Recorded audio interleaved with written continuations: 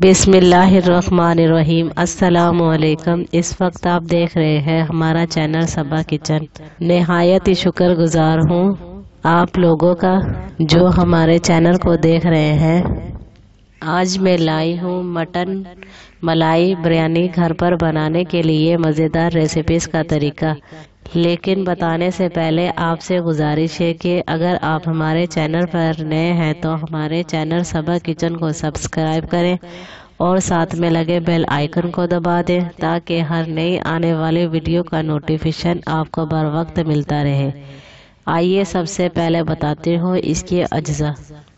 چاول آدھا کلو، بکرے کا گوشت آدھا کلو، دودھ 2 پیالی، کچلی ہوئی ادرک 1 چائے کا چمچ، کچلا ہوا لہسن 1 چائے کا چمچ، پیاز 2 عدد درمیانی، دہی آدھی پیالی، پیسی ہوئی لال مرچ 1 چائے کا چمچ، پیسی ہوئی کالی مرچ 1 چائے کا چمچ، زردے کا رنگ 1/4 چائے کا چمچ، کیوڑا انسنس آدھا چائے کا چمچ، کوکنگ آئل آدھی پیالی۔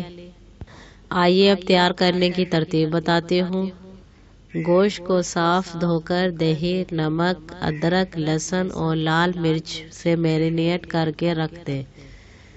کوکنگ آئل میں باریک کٹی ہوئی پیاز کو ہلکی سنہری فرائی کریں اور اس میں گوشت ڈال کر 5 سے 7 منٹ بھونیں۔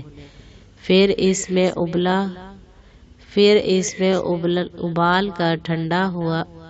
ہوا ٹھنڈا کیا ہوا دودھ ڈال کر ہلکی آنچ پر پکنے رکھ دیں۔